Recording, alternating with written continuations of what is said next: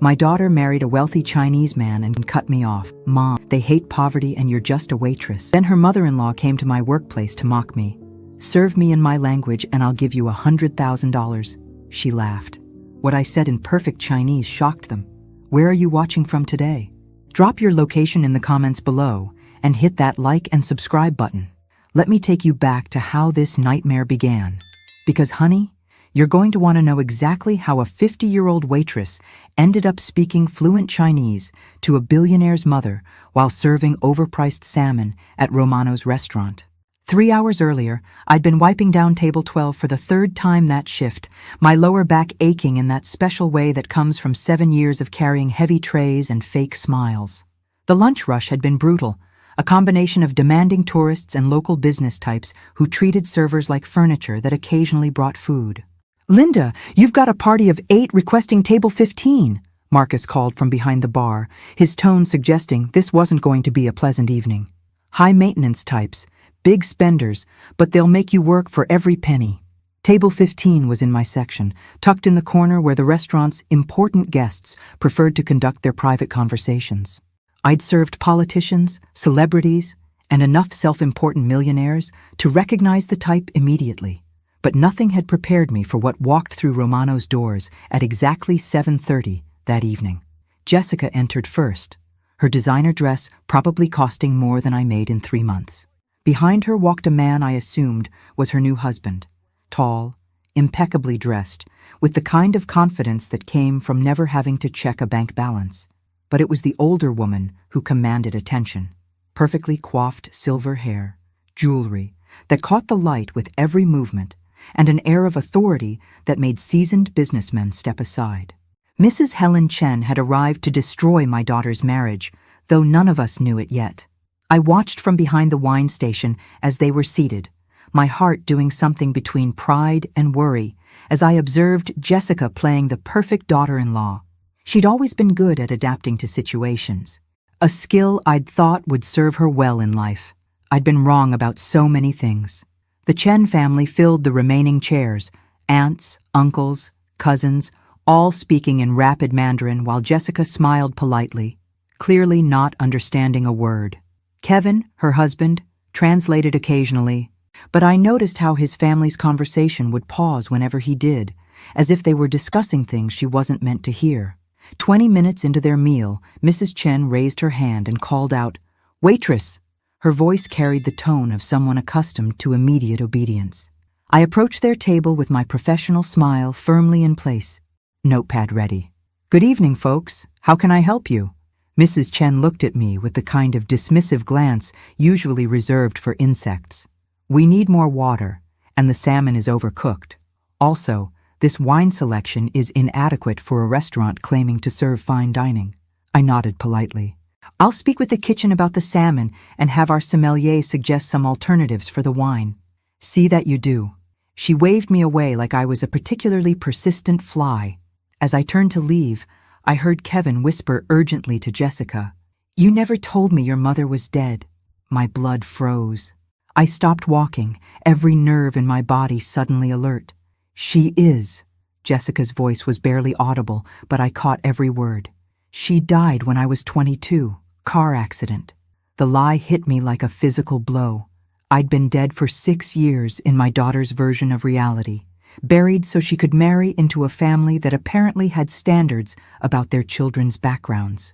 But that wasn't even the worst part of what I was about to discover. Dead for 6 years. That's how long Jessica had been telling her husband's family that I didn't exist. Standing there with a tray of dirty dishes, listening to my own child erase me from her life story, I felt something crack inside my chest that had nothing to do with heartbreak and everything to do with fury. You have to understand, I'd sacrificed everything for that girl. Everything. 8 years ago, I was Linda Carter, co-owner of Carter & Associates Investment Consulting. My business partner and husband, Robert Carter, had built something beautiful together. A firm that specialized in international markets, particularly emerging Asian economies. We had offices in downtown Seattle, a client list that read like a Fortune 500 directory, and enough money to send Jessica to any college she wanted. Then Robert decided our marriage was boring and our secretary was fascinating. The divorce was brutal enough, but discovering that my loving husband had been slowly transferring assets into accounts I couldn't access, that was when I learned that loving someone doesn't make you immune to their betrayal. Robert disappeared with our financial advisor, who turned out to be his girlfriend, taking approximately $2.8 million and leaving me with a mortgage, a mountain of debt, and a business that couldn't survive without its primary client base. Jessica was 20 when her world collapsed. One day she was a sophomore at Northwestern studying international business. The next, she was listening to me explain why she'd need to transfer to a state school and get a part-time job. "This isn't permanent," I'd promised her, both of us crying in our nearly empty house. "I'll rebuild. We'll get back everything we lost." She'd nodded, but I'd seen something die in her eyes that day. The certainty that her mother could fix anything had been replaced by the cold reality that even successful people could lose everything in a matter of months. I'd spent the next year trying to rebuild the business, but Robert had poisoned too many wells. Former clients wouldn't return my calls. Industry contacts suddenly had no time for meetings. The few clients who remained couldn't provide enough revenue to keep the doors open. By Jessica's 21st birthday, I was waiting tables at Romano's and living in a one-bedroom apartment that smelled like the Chinese restaurant downstairs. That was 7 years ago. "Mom, you can't give up," Jessica had said during one of our increasingly rare dinners together. "You know more about international investing than half the men in Seattle. You speak 3 languages. You have connections." I'd smiled and changed the subject because I didn't have the heart to tell her that connections only matter when people want to be connected to you. Success had many friends. Failure dined alone. Jessica graduated summa cum laude with a degree in international business and a comprehensive understanding of global markets. She was brilliant, ambitious, and absolutely determined never to be poor again.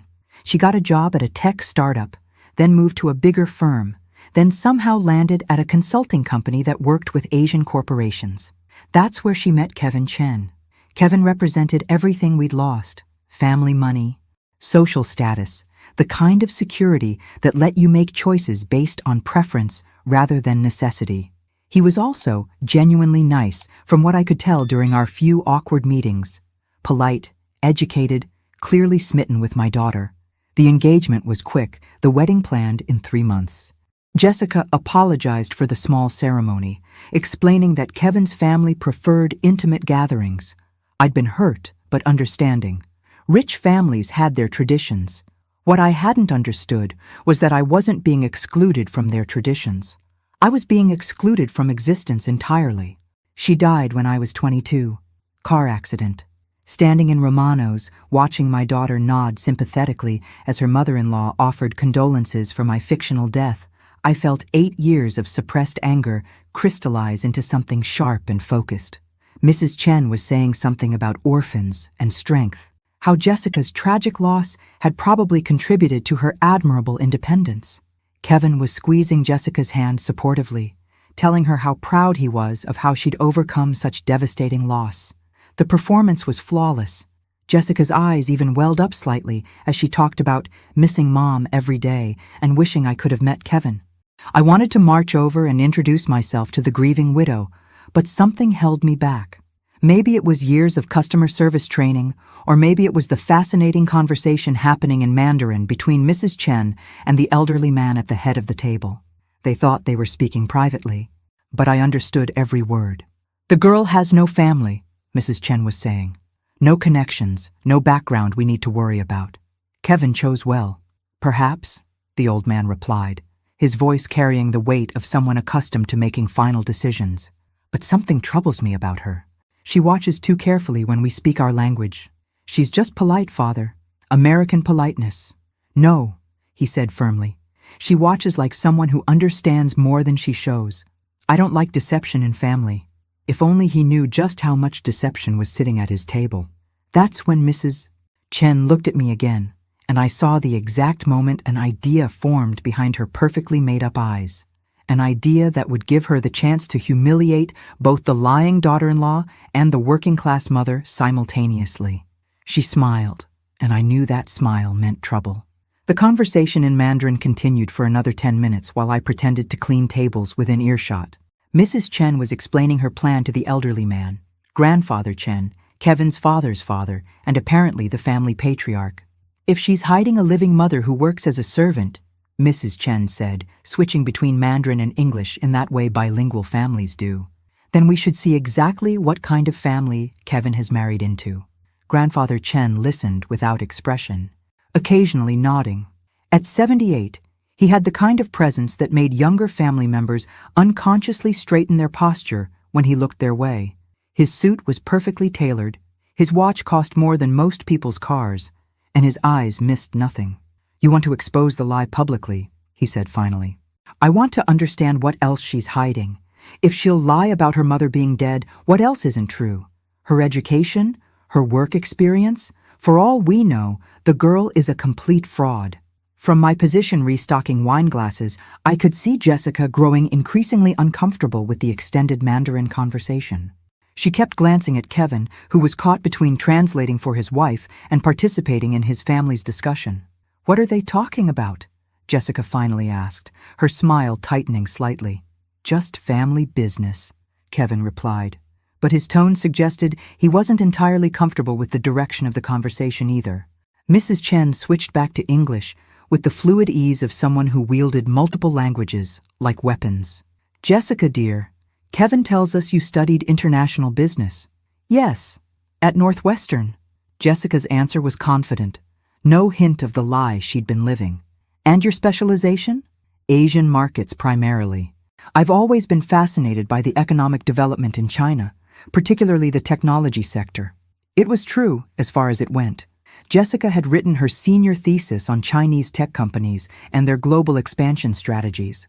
What she wasn't mentioning was where she'd learned to analyze international markets, or who had spent hours teaching her to read financial statements and understand currency fluctuations. Mrs. Chen smiled. "How wonderful!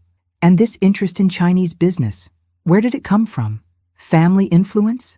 I watched my daughter's face carefully. This was dangerous territory, and Jessica knew it. "I've always been drawn to understanding different cultures and economic systems," she said diplomatically. "I believe global business requires genuine appreciation for diverse perspectives." Excellent answer. Vague enough to avoid specifics, intellectual enough to sound impressive. "Of course, Mrs. Chen agreed, though I imagine it must have been challenging, studying such complex topics without family guidance. Orphans often struggle with subjects that require cultural context." The word orphan hung in the air like a challenge. Jessica's smile never wavered, but I saw her hands clench slightly in her lap. "I've been fortunate to have excellent professors and mentors," she replied. "Still," Mrs. Chen continued, "there's something to be said for family wisdom. My husband's father, for instance, built our family's first business from nothing. Kevin grew up hearing stories of negotiation strategies, cultural nuances, the importance of understanding not just what people say, but how they think." Grandfather Chen spoke for the first time since the family discussion. "Young woman, do you speak any Mandarin?" Jessica shook her head. "I'm afraid not. I've always meant to learn, but languages are windows into souls," he said, his English accented but precise. "In business, especially with Chinese companies, language reveals respect, or lack of it."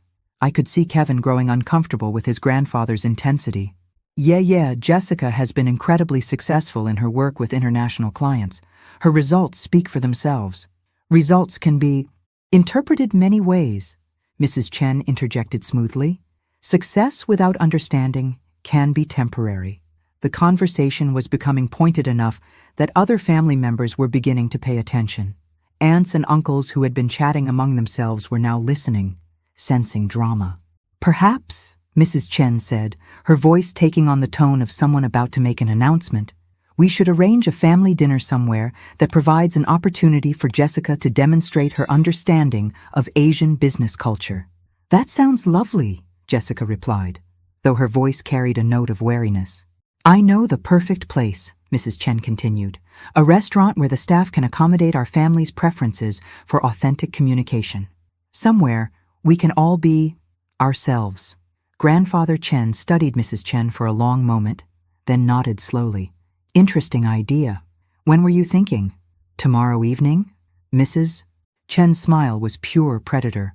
I'll make arrangements. As I watched this exchange, pretending to polish silverware that was already spotless, I realized I was witnessing something far more complex than simple family dinner planning. Mrs. Chen wasn't just suspicious about Jessica's background. She was actively setting a trap. And based on the look in Grandfather Chen's eyes, he was curious enough to let her spring it. The family began making their departure around 9:30, gathering coats and exchanging goodbyes in the mix of languages that seemed natural to them. Jessica and Kevin were among the last to leave, and I caught a brief moment of their conversation as they passed my station. Your mother seems lovely, Jessica was saying, but her tone suggested she didn't entirely believe her own words. She can be protective of family, Kevin replied diplomatically. Tomorrow's dinner will be good. Once she gets to know you better, you'll see her softer side. Jessica nodded, but I could see the worry in her eyes. She sensed something was wrong but couldn't identify exactly what. After they left, I finished my closing duties on autopilot, my mind racing through the implications of what I'd witnessed. Mrs. Chen knew Jessica was lying about something, and she was planning to expose it publicly. What she didn't know was that her plan was about to give me the perfect opportunity for a conversation 7 years in the making. As I drove home to my small apartment, I made a decision that would change everything. It was time for Linda Carter to stop being dead. I spent that night doing something I hadn't done in 7 years, preparing for battle. My apartment might have been small, but I'd kept everything that mattered from my old life. Financial journals, business cards, correspondence files, and most importantly, my language materials. You don't forget 2 decades of international business just because your husband steals your company. I pulled out my Mandarin practice books, my Cantonese conversation guides, and the stack of business cards from every Chinese executive I'd ever worked with. Robert might have destroyed my professional reputation in Seattle, but he hadn't erased my expertise. Between 2003 and 2014, Carter and Associates had specialized in helping American companies navigate Chinese markets. I'd spent countless hours studying not just the language, but the cultural nuances that made or broke international business relationships. I understood the importance of face, the subtleties of hierarchy, the way respect was earned and maintained in Chinese business culture. I also knew exactly who Grandfather Chen was. Chen Wei-ming. I'd researched his company extensively in 2009 when one of our clients was considering a partnership with Chen Industries. Back then, he was building an empire in renewable energy technology, starting with solar panel manufacturing and expanding into wind turbines and battery storage systems.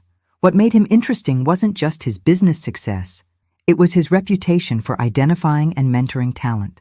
Chen Industries was known for promoting people based on capability rather than connections. Unusual in family-dominated Chinese corporations. More importantly, I remembered reading about his personal philosophy in a Harvard Business Review interview. Business is people, he'd said. Technology changes, markets shift, but people who understand both numbers and hearts, these people build lasting success. Mrs.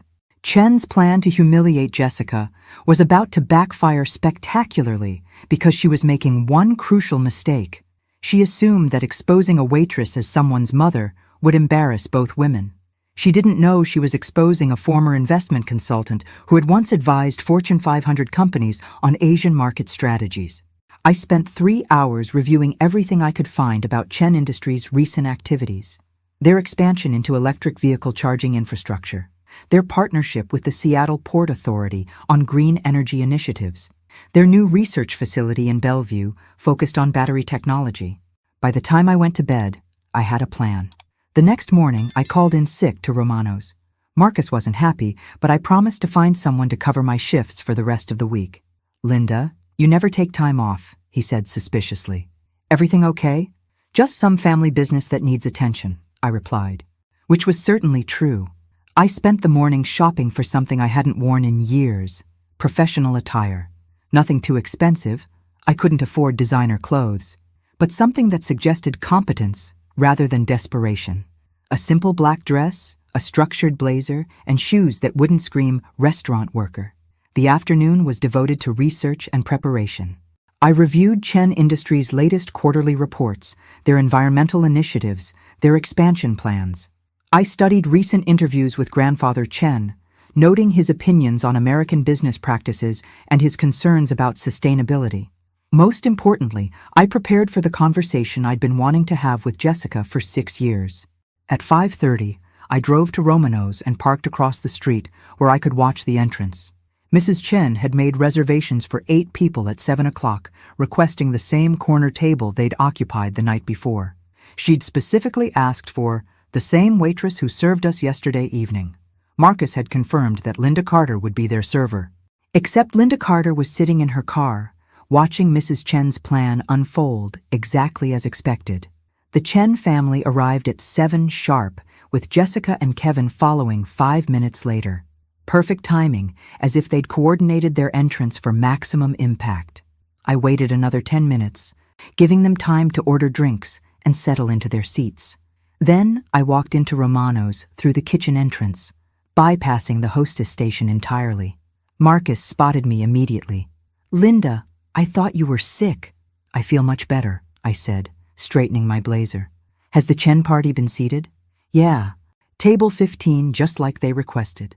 Maria's been covering for you, but if you're feeling up to it, I'll take them," I said. "This is something I need to handle personally." I walked through the dining room with a confidence I hadn't felt in years, carrying myself like the business executive I'd once been rather than the invisible server I'd become. As I approached table 15, I could hear Mrs. Chen speaking in Mandarin, her voice carrying that particular tone of anticipation that suggested she was about to spring her trap. "The girl still doesn't understand us," she was saying. "Perfect. When her mother arrives, we'll have the entire conversation in front of her. Kevin will finally see what kind of family he married into." Jessica was looking increasingly uncomfortable, glancing around the restaurant as if sensing danger but unable to identify its source. Grandfather Chen sat quietly, observing everything with the patience of a man who had spent decades making calculated decisions. I stopped beside their table, notepad ready, and smiled. "Good evening, everyone. I'm Linda, and I'll be your server tonight." Jessica looked up, and I watched 7 years of lies collide with reality in her eyes. The moment of recognition was electric. Jessica's face went completely white, then flushed red, then white again. Her mouth opened, but no sound came out. Mrs. Chen, who had been watching Jessica's reaction with satisfaction, turned to see what had caused such a dramatic response. "This is our waitress from last night," she said pleasantly, not yet understanding what was happening. "Yes," I replied in perfect Mandarin, my voice calm and professional. "Though I believe last night you mentioned something about generous tips for proper language service." The silence that followed was profound. Mrs. Chen's eyes widened as she realized I'd understood every word of their previous conversation. Grandfather Chen leaned forward slightly, his expression shifting from polite disinterest to genuine curiosity. And Jessica finally found her voice. "Mom?" she whispered. The word hung in the air like a confession. Mrs. Chen's face went through several expressions in rapid succession. Confusion, realization, then something that looked remarkably like embarrassment. She'd been caught discussing her daughter-in-law's supposedly dead mother in front of said supposedly dead mother, in a language she'd assumed said supposedly dead mother couldn't understand. "I see there's been some confusion," I said, still speaking in Mandarin, addressing Mrs. Chen directly. "Your daughter-in-law appears to have told you I was deceased. I can assure you that reports of my death have been greatly exaggerated." Grandfather Chen actually smiled at that, a slight upturn of his lips that suggested he appreciated both the language skills and the literary reference. Kevin looked like he was going to be sick. He stared at Jessica, then at me, then back at Jessica. "Jess," he said quietly, "you told me your mother died in a car accident." Jessica started, then stopped. There was no good way to explain this. Mrs. Chen recovered her composure with impressive speed. "Well," she said, switching to English, "this is certainly unexpected." "Isn't it?" I agreed, also switching to English for Kevin's benefit. "Though I understand you made a rather interesting offer last night about language service and tips." The rest of the Chen family was watching this exchange with fascination. Clearly, this wasn't the usual family dinner conversation. "You speak Mandarin fluently," Grandfather Chen observed, his tone neutral but interested. "I also speak Cantonese and basic Japanese," I replied. "It was necessary for my work in international business consulting." What kind of consulting? He asked. Jessica made a small noise that might have been a whimper. Asian market analysis, primarily. I specialized in helping American companies understand Chinese business culture and investment opportunities. I paused deliberately, before my husband stole my company and disappeared with my business partner. The honesty was tactical. Better to control the narrative than let someone else discover the details. Ah, Grandfather Chen said, and that single syllable contained volumes of understanding. Betrayal is expensive. Indeed, which is why I've been working here for the past 7 years, rebuilding my life one table at a time. Mrs. Chen had been listening to this exchange with growing awareness of how badly her plan had backfired. Instead of exposing a shameful secret, she'd revealed a woman with exactly the kind of background and experience that the Chen family respected. Jessica, Kevin said, his voice strained. Why would you lie about this? My daughter looked around the table, surrounded by her husband's family, all of them waiting for an explanation that would make sense of the past 24 hours. She started again, then took a deep breath. I was ashamed. The words came out barely above a whisper, but they carried across the table clearly. Ashamed of what? Kevin asked. Of how far we'd fallen. Of losing everything. Of my mother having to wait tables because of what my father did to us. Jessica's voice was gaining strength, but also pain. Your family has everything. Money, status, respect. I didn't want you to know that we'd lost all of that. So you killed me off instead, I said dryly. Very considerate. Jessica flinched. I thought if you didn't exist, then our past didn't exist. I could just be the person I am now, not the person who used to have everything and lost it. Mrs. Chen was studying me with new interest. What did you say your specialization was? Asian markets? Specifically Chinese technology sectors and renewable energy investments. I spent considerable time analyzing emerging companies in solar and wind power development. Grandfather Chen went very still. When was this? 2008 through 2014 primarily, before the market really exploded. You were analyzing Chinese tech companies in 2008, he repeated slowly. Among others, there was one company I found particularly interesting, Chen Industries. Small operation at the time, focusing on solar panel manufacturing with plans to expand into wind turbines. Excellent leadership, strong vision for sustainable energy integration. Now I had his complete attention. You researched my company? Extensively. I was advising a client who was considering partnership opportunities. Your approach to combining traditional manufacturing with innovative technology was fascinating. Very forward-thinking for the time. Mrs. Chen looked between her father-in-law and me, clearly realizing that this conversation had taken an unexpected turn. What was your conclusion? Grandfather Chen asked. That Chen Industries was positioned to become a major player in renewable energy, but only if it could secure sufficient capital for expansion without losing its focus on quality and innovation. I recommended my client pursue a limited partnership with specific technology licensing agreements. And did they? I smiled. No, they decided the Chinese market was too risky and chose to invest in a domestic solar company instead. Which company? Solyndra. Grandfather Chen actually laughed. They lost everything. All $500 million, I confirmed. Sometimes American companies are too afraid of risk to recognize opportunity. The conversation had completely shifted away from Jessica's lies and towards something much more interesting. Business strategy and missed opportunities. I could see Mrs. Chen struggling to regain control of a situation that had spiraled far beyond her original plan. This is all very fascinating, she interjected, but perhaps we should focus on the more immediate issue of honesty in family relationships. Of course, I agreed. Jessica, would you like to explain to your husband why you chose to pretend I was dead rather than simply explaining our circumstances? Jessica looked around the table, tears forming in her eyes. Because I was afraid, she said finally. Afraid that if Kevin knew the truth about our family's failure, he wouldn't want to marry me. Afraid that his family would think I was just after money and status. Were you? Grandfather Chen asked bluntly. After money and status? Jessica was quiet for a long moment. Then she nodded. Partly. I'd been poor and I hated it. I wanted security and Kevin represented security. And what about love? Kevin asked quietly. I do love you, Jessica said, reaching for his hand. But I also loved what you represented. I'm not proud of that, but it's the truth.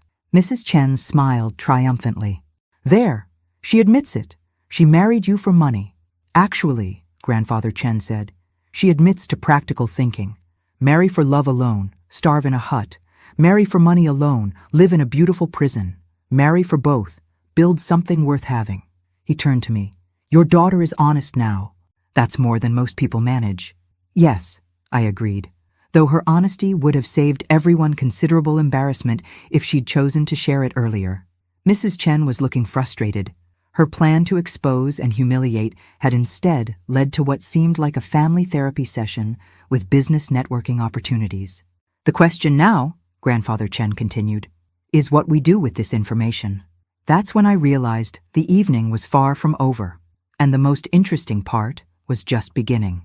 Grandfather Chen signaled the waiter. Not me, but Marcus, who had been hovering nervously near our table for the past 10 minutes. We need privacy, he said simply. No interruptions. Marcus nodded and immediately moved other diners away from nearby tables, understanding that some conversations required space. Sit, Grandfather Chen said to me, indicating an empty chair that had been brought for their originally planned 8-person party.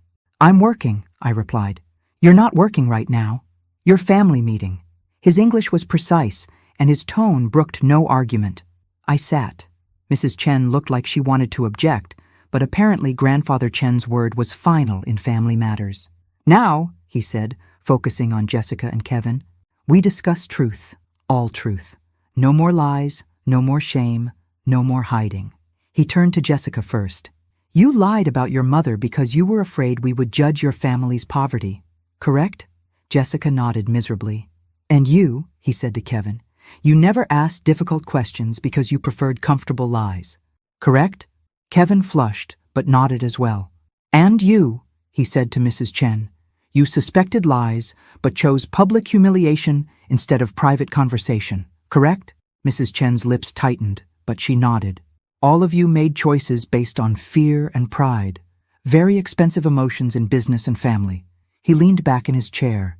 Now we fix problems with facts instead of feelings. He turned to me. Linda Carter, former business consultant, specializing in Asian markets. Lost everything due to husband's betrayal.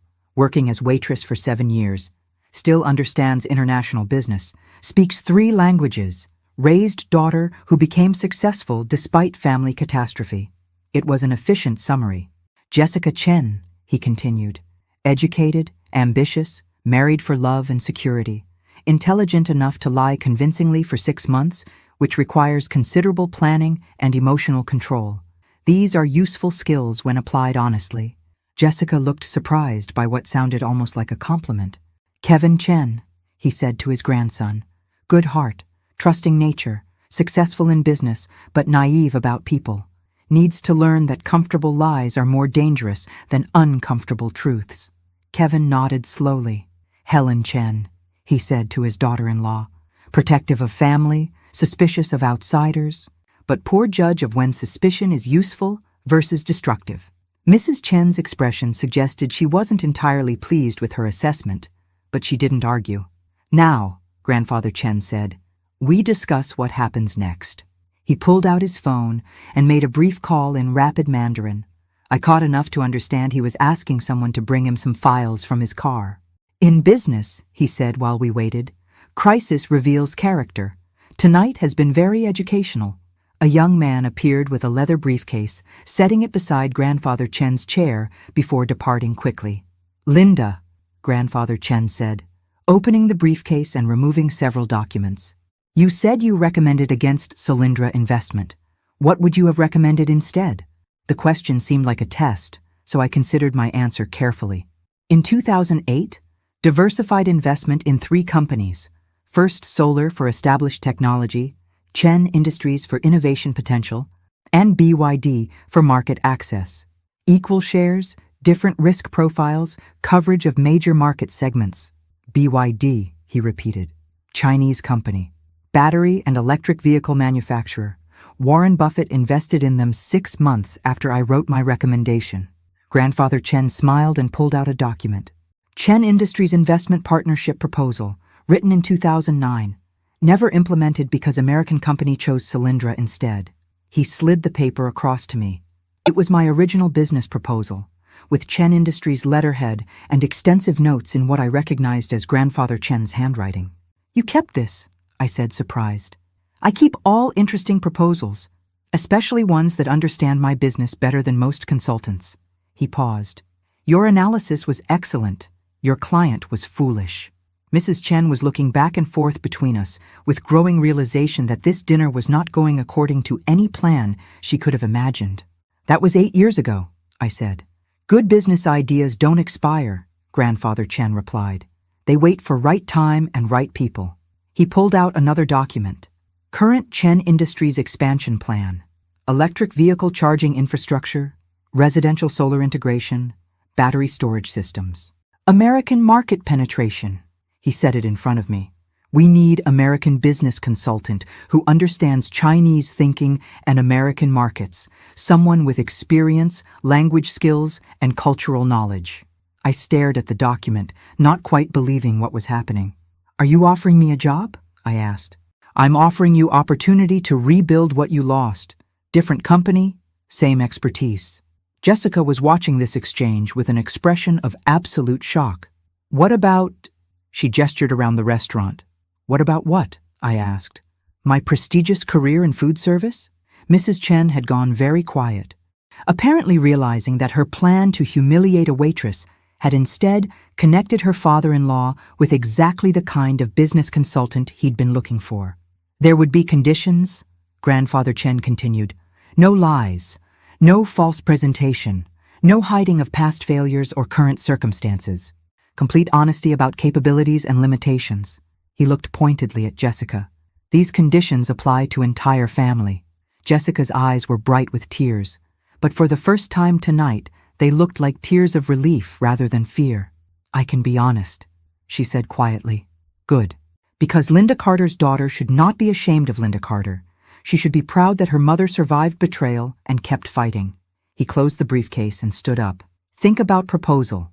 We meet next week to discuss details. As the Chen family prepared to leave, Grandfather Chen approached me one more time. Your husband was foolish man, he said quietly.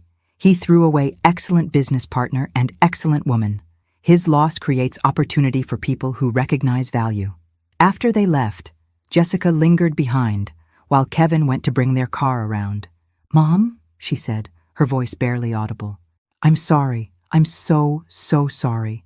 I looked at my daughter, really looked at her, for the first time in years.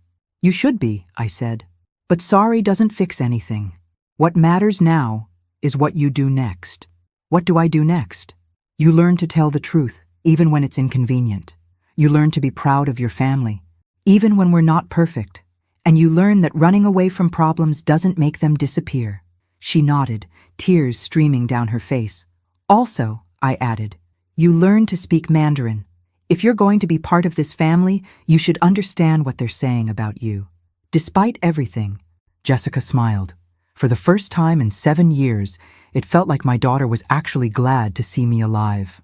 3 days later, I was sitting in Chen Industries' Bellevue headquarters, wearing the first business suit I'd owned in 8 years, and feeling like I was stepping back into a life I'd thought was permanently lost. The building was impressive, glass and steel architecture that managed to feel both modern and timeless, with enough solar panels on the roof to power a small city. Inside, the reception area displayed awards for environmental innovation alongside traditional Chinese art pieces that spoke to the company's cultural roots.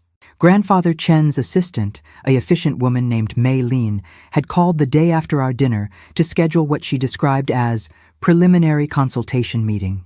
I'd spent the intervening time researching everything I could find about Chen Industries' recent activities, their competitors, and their expansion challenges. What I discovered was fascinating. The company had grown exponentially since my 2009 analysis, but their American market penetration was still limited by cultural and regulatory barriers that I was uniquely positioned to help them navigate. Mr. Chen will see you now, Mei Lin said, leading me through a corridor lined with photographs of renewable energy installations around the world. Grandfather Chen's office was surprisingly simple. A large desk, comfortable chairs, and floor-to-ceiling windows overlooking the Seattle skyline. No ostentatious displays of wealth, just the tools necessary for serious business. "Linda," he said, rising to greet me, "thank you for coming. Thank you for the opportunity." He gestured to a chair across from his desk. "Before we discuss business, I want to understand something. Why did you accept meeting?" It was a fair question. "Because you're offering me a chance to use skills I'd thought were permanently obsolete. And because your company is exactly the kind of operation I'd always hoped to work with." "Not because of Jessica?" "Partly because of Jessica," I admitted. "But mostly because I've spent 7 years waiting tables and I'm tired of being invisible." He nodded approvingly. "Good answer. People who work only for family become weak. People who work only for money become cruel. People who work for both become strong." He opened a folder on his desk. "I researched Linda Carter and Carter and Associates. Very thoroughly." I felt my stomach tighten. "And? Your former clients speak highly of your work, even after 8 years.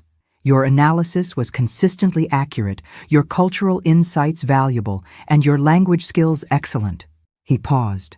"They also speak poorly of your husband. Universally. Seems he burned many bridges after taking your money."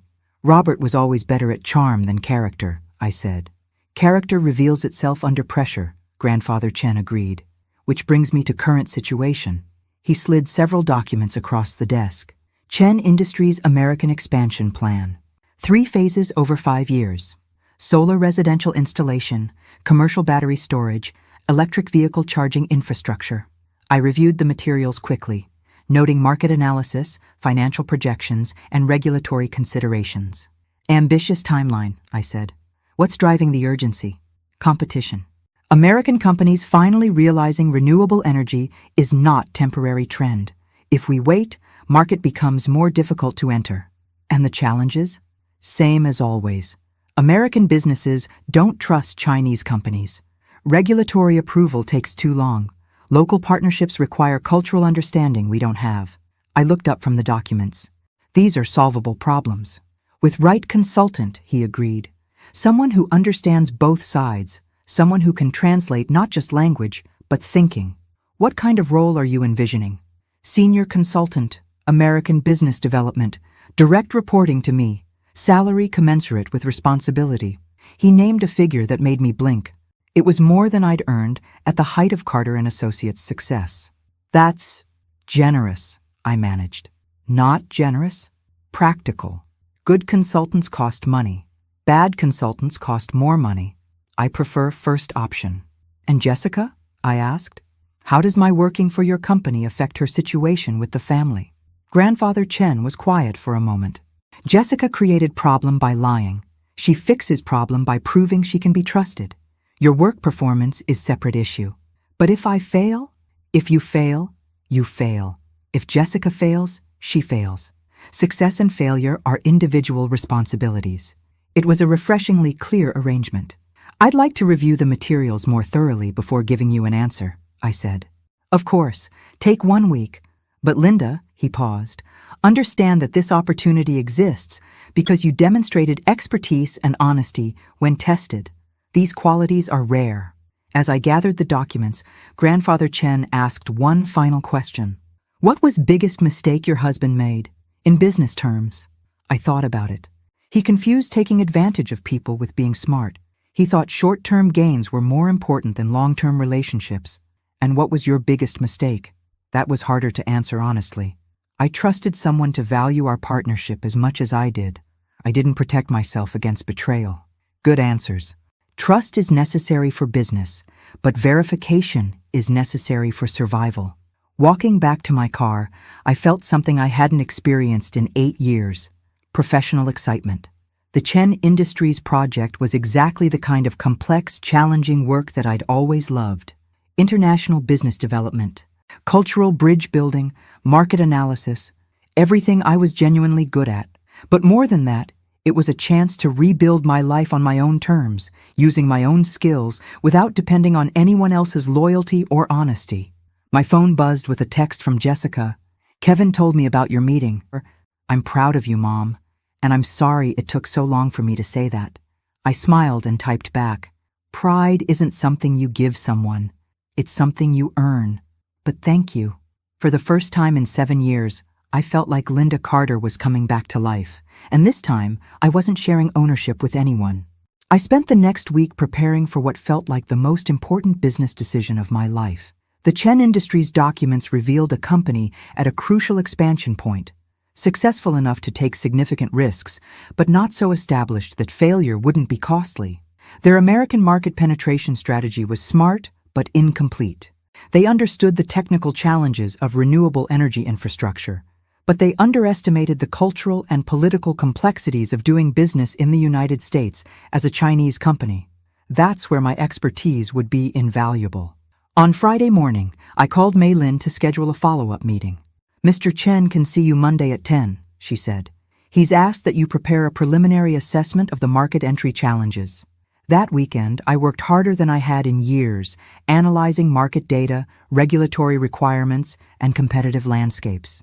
I also spent considerable time researching public perception of Chinese companies in American markets, because success would depend as much on managing public relations as on delivering quality products.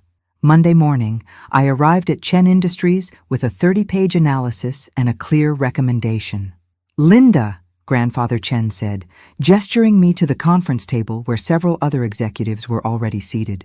"Please meet my senior team." The introductions were conducted in both English and Mandarin, establishing my language skills immediately. The team was impressive: engineers, financial analysts, and marketing specialists who clearly knew their business inside and out. "We've reviewed your background," said Director Zhang, the head of American operations. "Very interesting resume. What's your assessment of our expansion timeline?" "Too aggressive," I said immediately. "You're trying to enter 3 market segments simultaneously, which will strain resources and divide focus." The room went quiet. Apparently they weren't expecting criticism. "Explain," Grandfather Chen said. "American businesses are suspicious of Chinese companies, especially in technology sectors. If you launch 3 major initiatives at once, you'll be seen as an invasion rather than a partnership. Regulatory approval will be slower, public resistance will be higher, and competitors will have time to organize opposition." "What do you recommend?" Director Zhang asked. "Sequential entry. Start with residential solar installation. It's the most politically palatable and has the highest consumer acceptance. Use that success to build relationships and credibility. Then expand into commercial battery storage, then vehicle charging infrastructure. That delays our timeline by 2 years," another executive pointed out. "It ensures your timeline is achievable," I replied. "Fast failure is still failure." Grandfather Chen was smiling slightly. "Continue. You also need American partnerships, not just American customers. Find established companies that need your technology, but lack your manufacturing capabilities. Joint ventures reduce political resistance and provide market credibility." I opened my folder and distributed copies of my analysis. "I've identified 6 potential partners in the solar installation sector, 3 in battery storage, and 4 in vehicle charging. All have complementary capabilities and established customer bases." The room was quiet while they reviewed my recommendations. "This approach requires patience," Director Zhang observed. "All worthwhile success requires patience," Grandfather Chen replied. "Quick success is usually temporary success." We spent the next 2 hours going through my analysis in detail. The team asked excellent questions, challenging my assumptions and testing my understanding of market dynamics. It felt like the kind of productive business meeting I'd missed desperately. "Preliminary assessment is excellent," Grandfather Chen said as the meeting concluded. "Now we discuss practical matters." After the others left, he handed me a formal offer letter. Senior consultant, American business development, base salary, performance bonuses, equity participation, start date negotiable. I read through the terms carefully. The compensation was generous, the responsibilities were significant, and the equity participation could be substantial if the American expansion succeeded. "This is more than I expected," I said. "Good consultants create value beyond their compensation. I expect you to be good consultant." "I accept," I said. We shook hands, and I felt a satisfaction I hadn't experienced since the early days of Carter and Associates. "One more thing," Grandfather Chen said. "Your daughter and Kevin requested meeting this afternoon.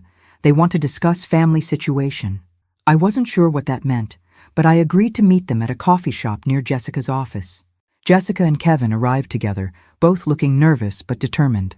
"Mom," Jessica began, "we want to talk about our relationship.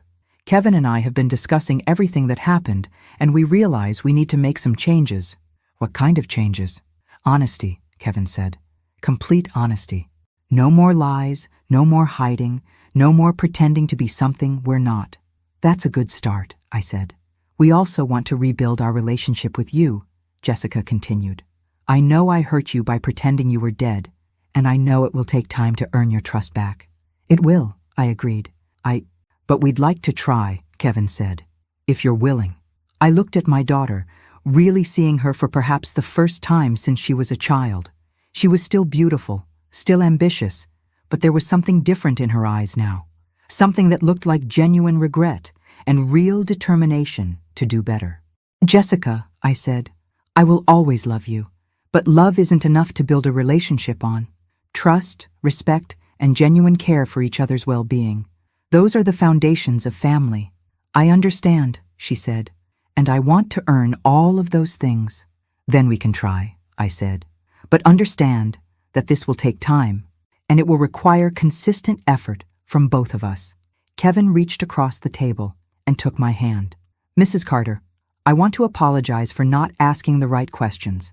I should have known that someone as accomplished as Jessica had family who shaped her success." "You can call me Linda," I said. And apology accepted.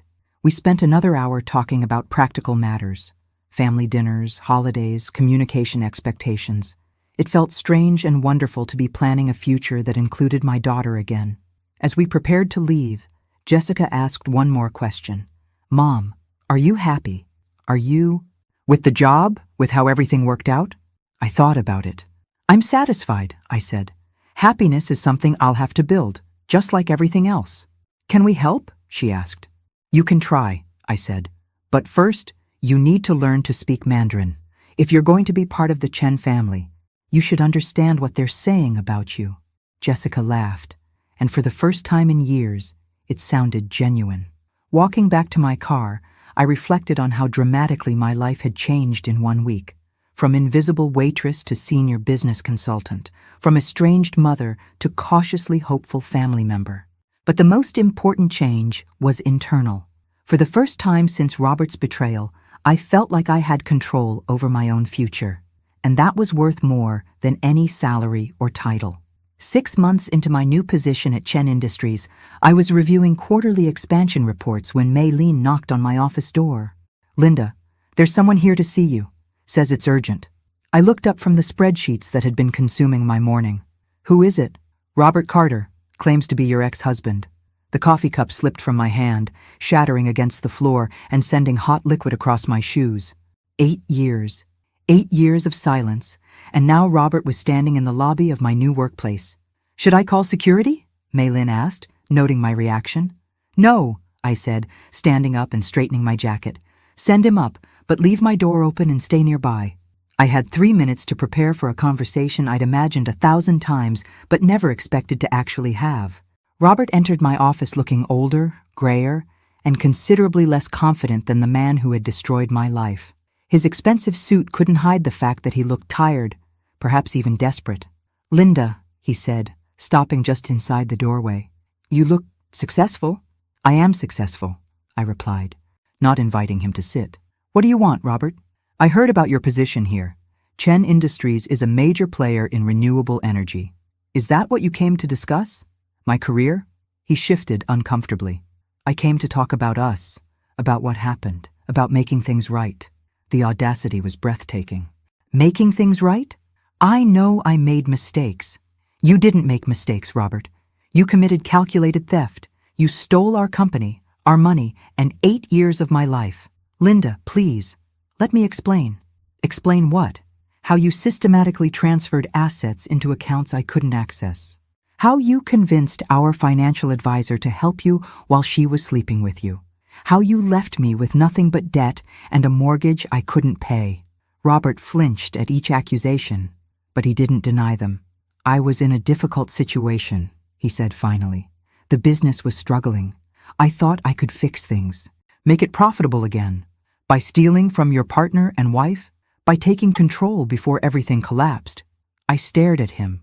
Is that honestly how you've been justifying this to yourself? That you were saving the company by stealing it? Carter and Associates was failing, Linda. We were losing clients, missing payments. I did what I thought was necessary.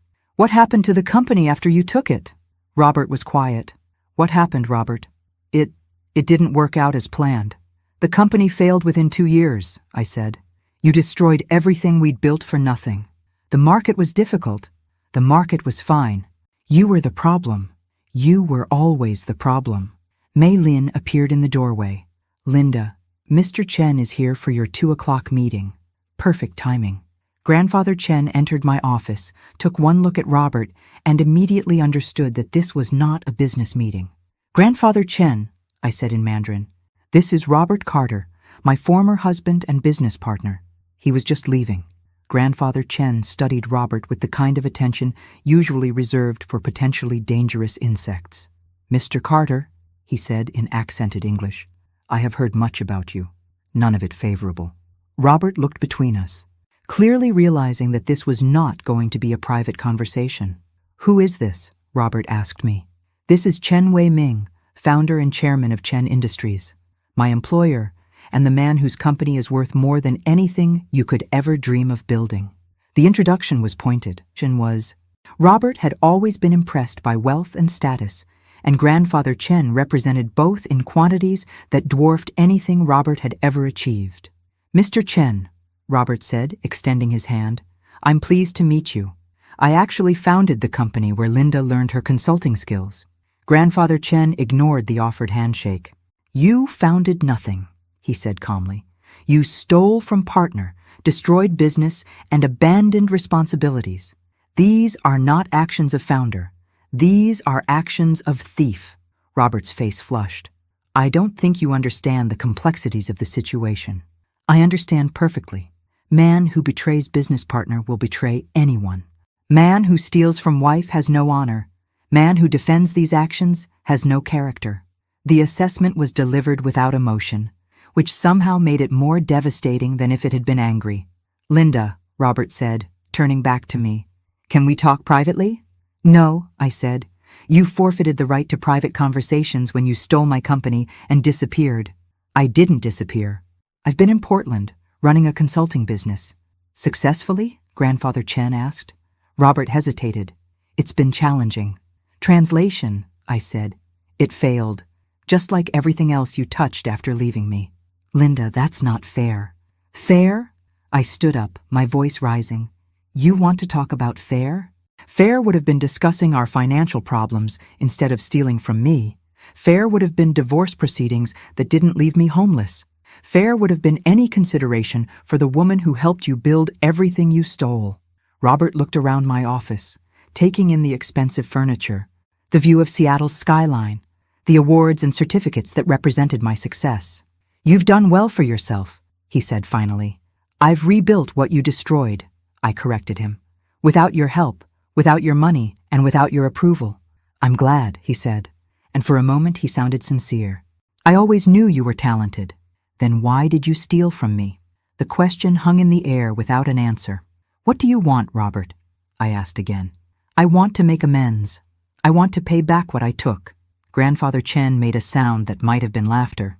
You can repay 8 years of stolen income? I asked. You can repay the professional reputation you destroyed?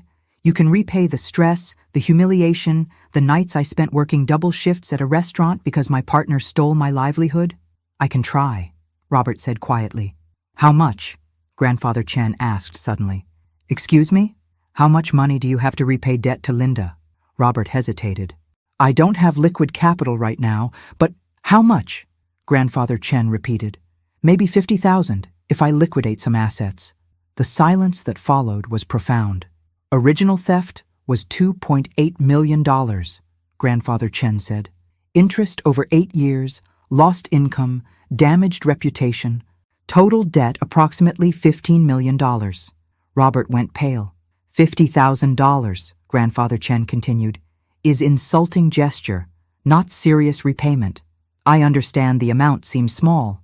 Amount is not small, Grandfather Chen said.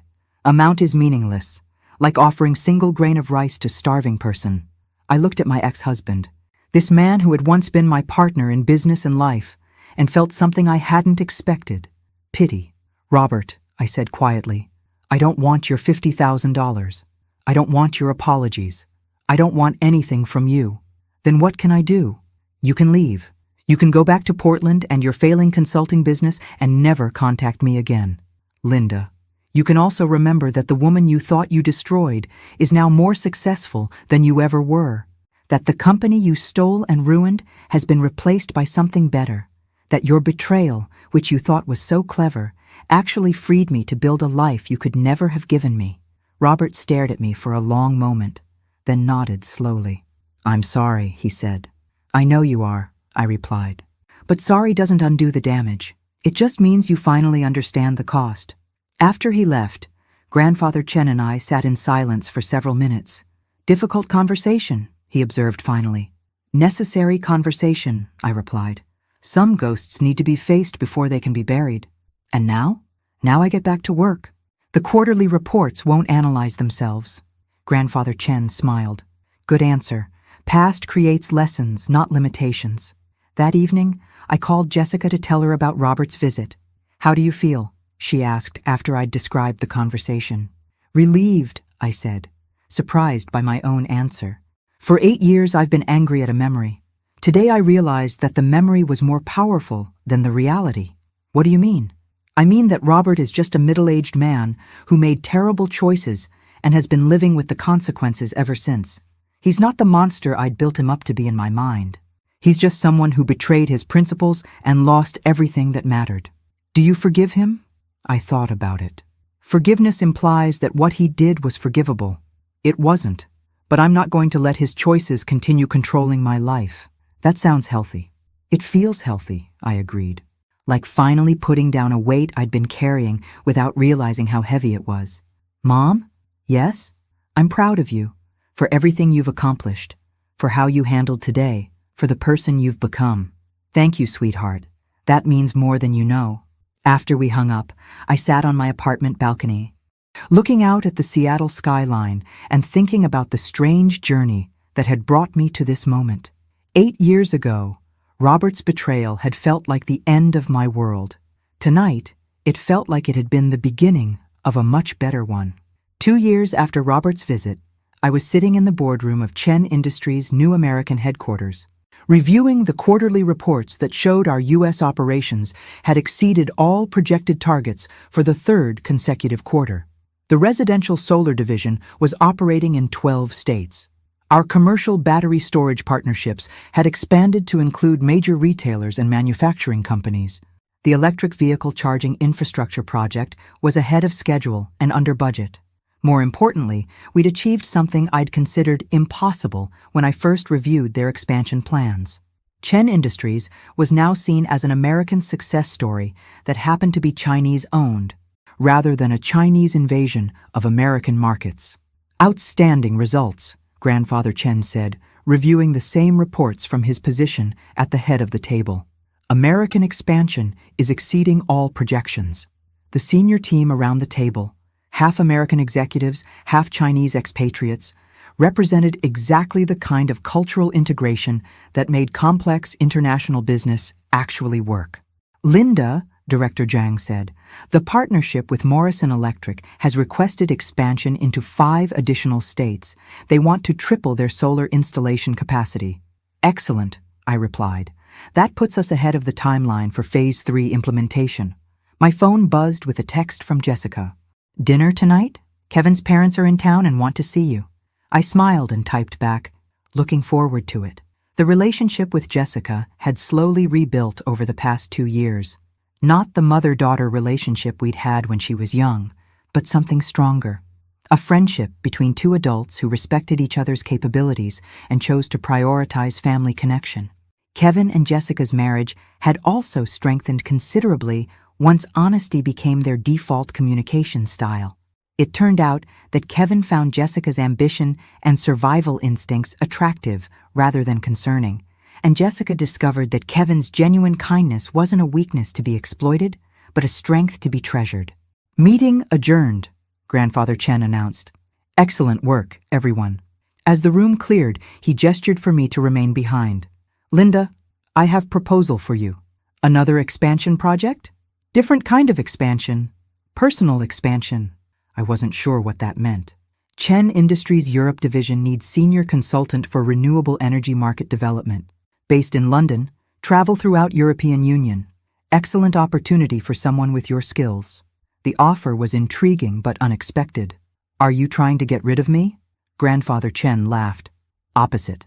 I'm trying to give you opportunity for growth that American division cannot provide. What about the American operations? American operations are successful because of systems you created, partnerships you negotiated, cultural bridges you built. These systems will continue without daily supervision. He was right. The American expansion had succeeded because we'd established sustainable processes and reliable partnerships, not because of constant crisis management. London, I said, considering the possibility. 2-year assignment. Salary increase, housing allowance, equity participation in European expansion. Return to Seattle whenever you choose. Why me? Because European markets have same cultural challenges as American markets, but different regulatory environment. You understand how to translate Chinese business thinking into Western frameworks. It was an enormous opportunity. The kind of career advancement I'd never dared hope for after Robert's betrayal. Can I think about it? Of course. But understand that this represents recognition of exceptional performance. Chen Industries does not offer international assignments to mediocre consultants. That evening I met Jessica, Kevin and his parents at a restaurant that had become our regular family gathering place. Not Romano's, I'd never set foot in that place again, but a quiet neighborhood spot where we could talk without interruption. Mom, you look excited about something, Jessica observed as we ordered wine. Grandfather Chen offered me a position in London. European market development. London! Kevin's mother, who had completely reversed her opinion of me over the past 2 years, looked thrilled. How wonderful! Though we'll miss you terribly. It's just for 2 years, I said, and I haven't decided yet. What's holding you back? Jessica asked. I thought about it. I've spent the last 10 years rebuilding my life in Seattle. This apartment, this job, our relationship, everything I've worked for is here. Mom, Jessica said gently, 2 years ago you were waiting tables and we hadn't spoken in 6 years. Look how much can change when you take chances on new opportunities. She was right. Of course. Also, Kevin added, Jessica and I have been talking about spending a year in London anyway. My company wants to establish a European office, and Jessica's been offered a consulting position with an international development firm. You'd be there too? If you take the job, Jessica said, we'd coordinate our timing so we could all be there together. The possibility of working in London while having family nearby was appealing. What do you think I should do? I asked the table. I think, Kevin's father said, that successful people take calculated risks when the potential reward exceeds the possible cost. I think, his mother added, that you've earned the right to pursue opportunities that excite you rather than just opportunities that provide security. I think, Jessica said, that my mother is brilliant and capable and deserves to see how far her talents can take her. I think, Kevin concluded, that Grandfather Chen doesn't make offers like this lightly. If he thinks you're ready for this challenge, you probably are. Looking around the table at these people who had become my family, not through birth or obligation, but through choice and effort, I realized something important. For the first time in my adult life, I was making a decision based purely on potential rather than fear. I'm going to take it, I said. The table erupted in congratulations and excited planning conversations about London neighborhoods and weekend trips to Paris. Later that night, as I sat in my apartment looking out at Seattle's skyline one more time, I reflected on the strange journey that had brought me to this moment. 5 years ago, I'd been a waitress being humiliated by a customer who spoke a language she assumed I couldn't understand. Tomorrow, I'd be accepting a position as senior international consultant for one of the world's largest renewable energy companies. The transformation had nothing to do with luck and everything to do with recognizing that my knowledge, skills, and experience had value, regardless of what other people chose to see. I picked up my phone and called Grandfather Chen. "I accept your offer," I said when he answered. "Excellent decision. When can you start?" "Give me 2 months to transition my current projects and find someone to cover my apartment." "Done. Welcome to Chen Industries Europe, Linda Carter." After hanging up, I poured myself a glass of wine and made a toast to my empty apartment. "Here's to second chances," I said aloud, "and to never letting anyone make you invisible again." The reflection in my window showed a 52-year-old woman who had lost everything and rebuilt it into something better than she'd ever imagined possible. Sometimes the best revenge isn't destroying the people who hurt you. Sometimes it's thriving so completely in their absence that you forget they ever existed. And sometimes, if you're very lucky, it's discovering that the end of one story is just the beginning of a much better one.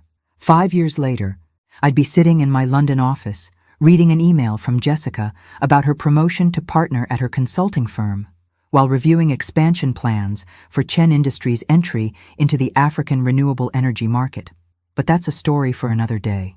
Today's story ends with a woman who learned that being underestimated is only a disadvantage if you believe it yourself. And I'd stopped believing it the moment I answered Mrs. Chen's challenge in perfect Mandarin and watched her realize that the waitress she'd tried to humiliate was actually the consultant her family needed. Some lessons are worth 7 years of waiting tables to learn. Some victories are worth a lifetime of preparation. And some conversations change everything, especially when you have the perfect words ready in exactly the right language. Where are you watching from today? Thank you for joining me on this journey. Like and subscribe if my story reminded you that it's never too late to reclaim your power and rewrite your ending. The best chapters of your life might be the ones you haven't written yet.